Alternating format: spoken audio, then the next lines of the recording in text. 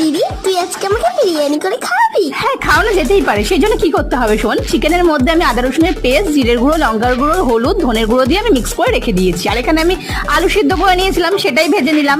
আর আমাদের বেরেস্তার জন্য পেঁয়াজটা এখানে লাল লাল করে ভাজতে হবে।